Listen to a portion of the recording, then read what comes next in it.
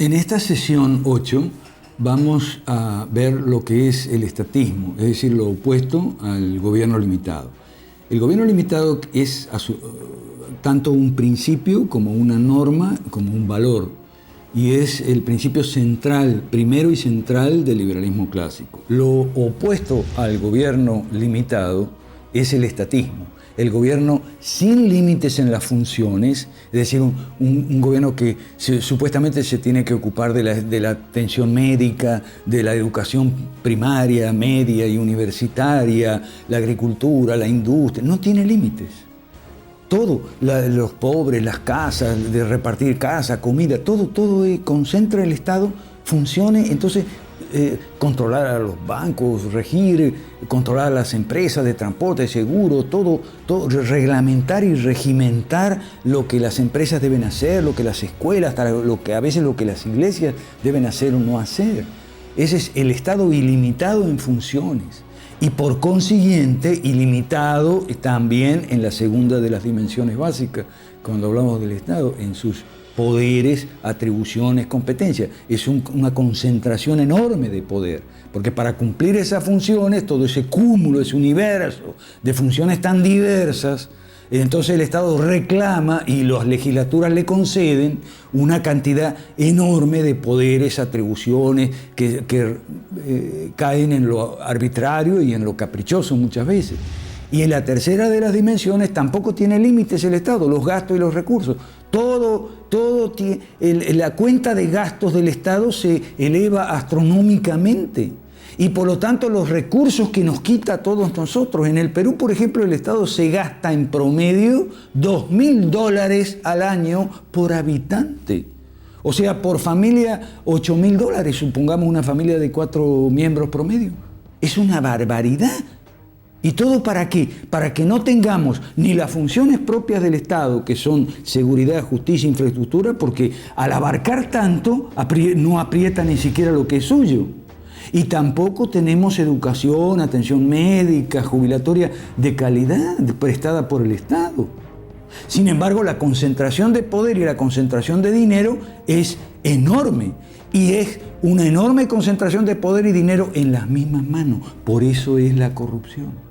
Por eso la corrupción es inevitable en el estatismo. Hay una sola manera de acabar no de acabar con la corrupción, sino de reducirla a límites y a dimensiones manejables y remediables por los medios judiciales, que son los propios, y es cambiar, mejor dicho, el estatismo, proceder a la refundación de la nación y cambiar la base, el sistema de principios, normas y valores y pasar del estatismo al gobierno limitado. En la última sesión vamos a ver cómo. ¿De acuerdo? Entonces, hay dos variantes de estatismo que por lo general se combinan. Una se llama mercantilismo y otra se llama socialismo. Y en ambos casos, mercantilismo y socialismo, hay que ver qué es el papel, o sea, qué es lo que se declara y qué es la realidad, que es totalmente distinta. En el papel, el mercantilismo declara defender a la nación en su conjunto. Por eso es proteccionista, partidario de los altos aranceles, concentrarse en el mercado interno, etcétera, etcétera, la economía cerrada.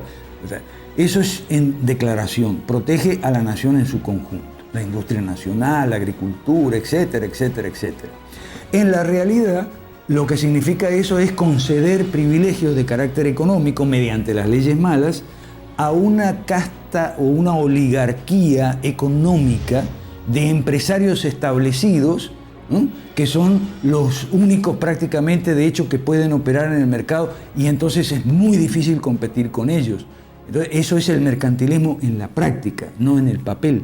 Y con el socialismo pasa igual. Una cosa es lo que declara, o sea, en el papel, y otra cosa es la realidad.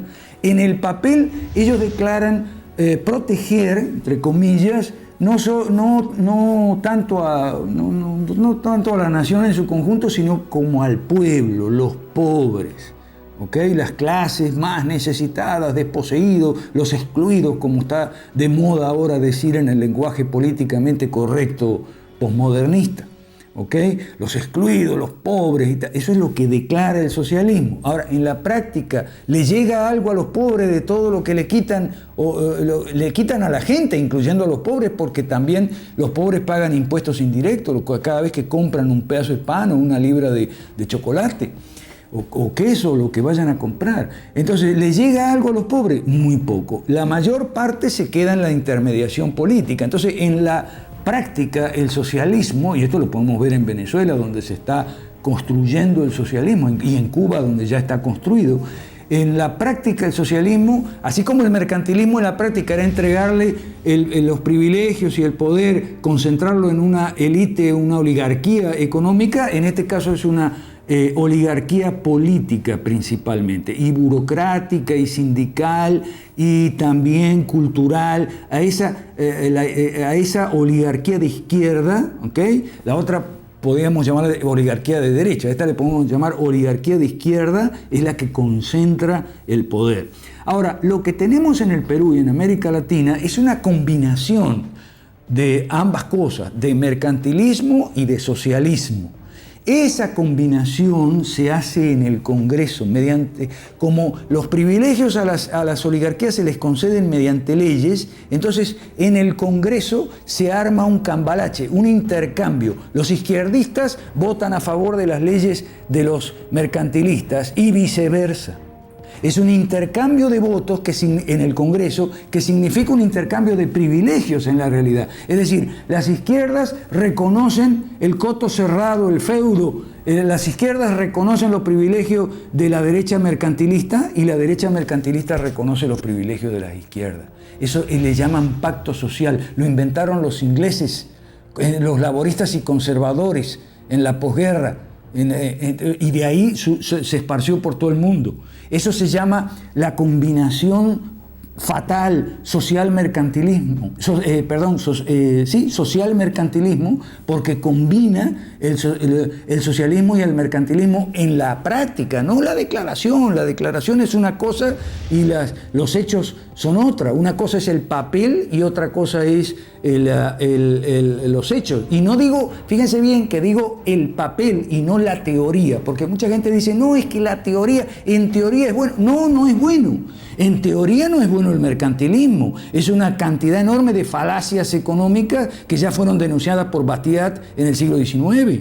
Y en teoría el marxismo tampoco es válido. En teoría el marxismo es toda una construcción sobre la base de una piedra angular equivocada, que es la teoría del valor trabajo, que es la equivocación clásica que arrastró Marx. Marx sacó las últimas consecuencias de la teoría. Entonces, en teoría no funciona. Por eso no funciona tampoco en la práctica. Lo que pasa, por eso, una cosa es la declaración y otra cosa es la práctica. En declaración suena muy bonito. Muy bonito, sobre todo para los que les molesta la desigualdad. A mí no me suena bonito porque la desigualdad es natural, siempre habrá pobres entre nosotros. Lo que no habrá es una inmensa mayoría y de gente miserable. Entonces, con ese social mercantilismo, que a veces se llama neoliberalismo, es que tenemos que acabar. Y tenemos que pasar al gobierno limitado, que es el sistema bíblico. Estamos hablando no de 2.500 años atrás, como el caso de los griegos y los romanos, sino de 4.000 años atrás. ¿Okay? Es el antecedente primero y más remoto del gobierno limitado está en la Biblia. Y por lo tanto es deber de las iglesias predicarlo. Si quieren los pastores predicar todo el consejo de Dios. Eso lo vamos a ver en la próxima sesión, si Dios quiere. Los espero. Muchas gracias.